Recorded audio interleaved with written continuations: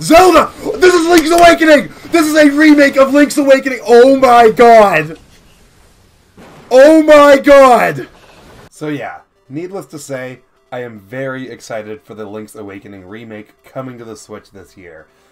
I can't stop thinking about it. There's so many things that are going on in my head about, you know, what if. I want to discuss what I'm thinking about this game with all of you, and maybe some of you are sharing some similar thoughts. First of all, I have a list of things I kind of want to get through. I want to talk about the items in this game, because Link's Awakening is very much a game that was restricted by the Game Boy Color's, you know, the limitations of the Game Boy Color. You only had 2 action buttons and then your directional pad. You didn't have any shoulder buttons or anything like that. So you were forced to always be switching your items out. You know, your power bracelet, your sword, your Pegasus boots. Always having to go into the menu. And of course with the Switch, there's a lot more buttons. So I feel like that's something that they really need to change. So things like the Rock's Feather that allow you to jump, the power bracelet, the Pegasus boots. I feel like those can all be mapped to buttons themselves rather than make them in like a make them in like a inventory screen. And we even actually saw this. If you go back and watch the trailer for the game, you can see in the side-scrolling segment where Link is jumping over a pit. He's jumping, but he's also got his sword and shield equipped.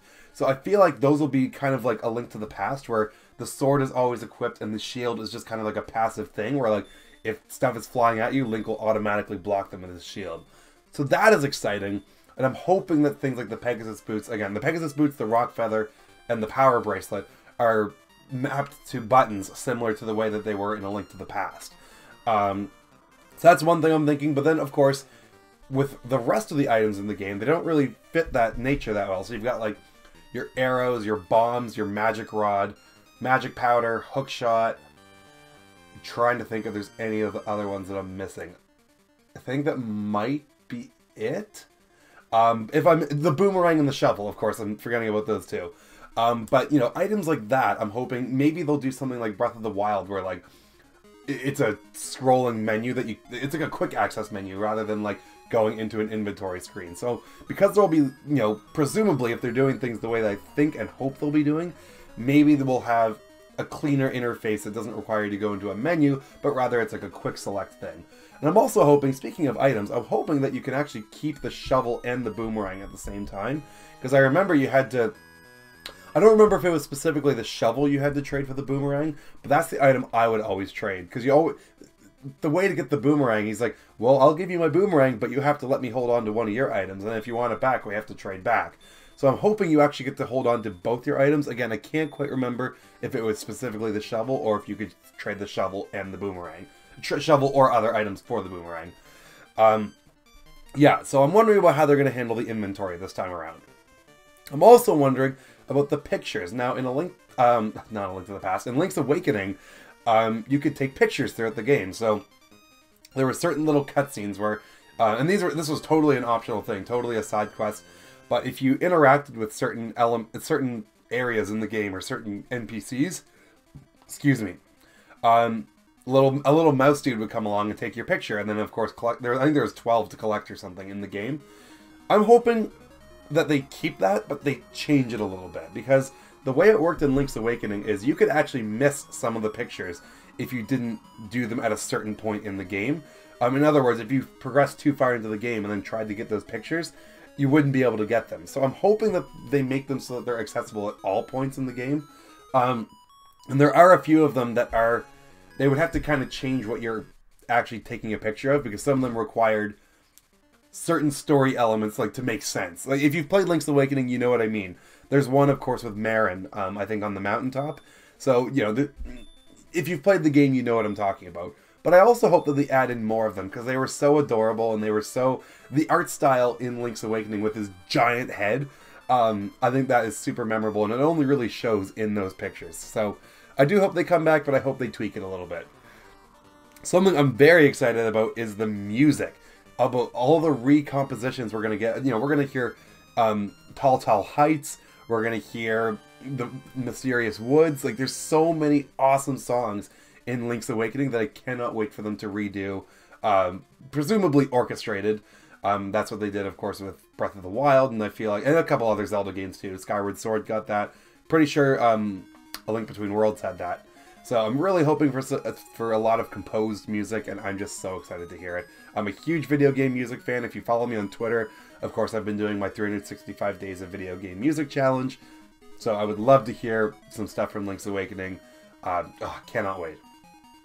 I'm also kind of excited to see some of the weird enemies and NPCs in HD. I mean, we already saw the Goombas, and of course they look just like regular Goombas, but I'm talking like anti-Kirby from Eagle's Tower. There were anti-Kirby enemies. I cannot wait to see what those things look like in HD. Like, what is an anti-Kirby? Like, all we really have is a little sprite of it. Wart! We're going to see Wart in HD. Wart, of course, from Super Mario Bros. 2 USA. He made a cameo in Link's Awakening in a little side quest. We're going to see him in HD. Like, this is the first time we're going to see Wart since, like, forever ago. I'm very excited for that. There's so many different NPCs and weird characters. Link's Awakening is such a weird game, but we've only ever experienced it as sprites in the Game Boy version. So, really excited to see what they do with all the enemies and the NPCs. It's going to be wacky, wonderful, and I cannot wait. What's going to be different is kind of what I'm wondering. Like, will there be different parts to the game? Will there be extra areas? Will there be different secrets? Will puzzles be a little different? One of the things that I was really thinking about specifically were the bosses. Some of the bosses are really creative. I really like the boss in level 2, the genie in the bottle, where you have to biff his bottle at the wall and then slash him. I thought at the time it was very creative. But then there's the anglerfish in level 4, which, you literally just have to slash it for 5 seconds and it dies. It doesn't even attack you. So I'm wondering if they're going to change different aspects of the game. Specifically maybe some bosses, maybe some puzzles. Because at the time they were fine, but of course we're way past the Game Boy limitations. And I think that they can do a lot more with a 2D Zelda on an HD console. I mean, A Link Between Worlds had some really, really smart puzzles. And I hope that they take advantage of the fact that they're not working with the Game Boy's limitations. And speaking of that, speaking of like the dungeons and whatnot, the color dungeon. Of course, this was a unique bonus to Link's Awakening DX, where you could only actually play through the color dungeon if you were using a Game Boy Color. Of course, or rather, it was exclusive to the DX version, but if you were playing on a Game Boy, you would have a lot of trouble solving the puzzles because it was required that you had color, which of course the regular Game Boy didn't have, but the Game Boy Color did. Had a color screen, whereas the Game Boy was just monochrome. But yeah, so I'm kind of wondering, will that return? I have a feeling that like the dungeon itself will return, but it'll have some sort of unique gimmick, that's different than the color dungeon, because like, color isn't really a mind-blowing game mechanic these days. But, maybe there's an HD Rumble. Maybe like it's a dungeon all about HD Rumble or something. I think that would be super cool. I still think that there's going to be some sort of extra little bonus dungeon, but maybe have some sort of different mechanic around it. And I just came up with that HD Rumble idea right now, and now I'm really hoping that's what it is, because I love HD Rumble. There's been some amazing uses of it so far with, Mario Odyssey. Kirby Star Allies had some pretty cool HD Rumble, so really hoping that that's actually what it is. I'm also kind of wondering if there's some sort of brand new mechanic that they aren't really showing us, because this is kind of the first time we've had a full-on remake of a Zelda game. I mean, we had, of course, HD remasters of Wind Waker HD and Twilight Princess HD, and A Link Between Worlds was like a pseudo-remake. It used the same world as A Link to the Past, but it was still a sequel. It still very much continued the story of A Link to the Past. This is, as far as we can tell, just a remake of Link's Awakening. So I'm wondering if there's some sort of brand new mechanic that they're bringing to the game that we don't know about yet. Because, I've watched that trailer probably 100 times by now, and it seems very much that it's very much just a Link... I keep saying A Link to the Past. Link's Awakening. It seems very much like it's just Link's Awakening, but of course if you think back to Mario Odyssey when that got revealed, for all we could tell, it was just a new 3D Mario. And then when we saw the next trailer, we saw the capture mechanic, and we were just completely blown away by that. So I'm wondering if they made this trailer and are completely hiding some sort of new mechanic to the game. I have a feeling that there will be something that we don't quite know about yet. Finally, though, when is this going to release? Well, we know it's releasing this year. I need this game as soon as possible. I am dying to get my hands on this game. The only firm release dates that we know about are Yoshi's Crafted World on March, I believe, 28th, 29th, whatever that Friday is, and Fire Emblem Three Houses, which is July 26th. Everything else has just gotten like a generic release period, 2019, or Mario Maker is June 2019. Like, I need Zelda Link's Awakening Remake now. So I'm dying to get more information on it. Imagine if this releases before E3. That would be huge. Like, imagine if we're getting this in, like, May. We don't know about an April or May title yet. Of course, there's a lot of third-party stuff coming out then, like Marvel Ultimate Alliance, Mortal Kombat 11, stuff like that.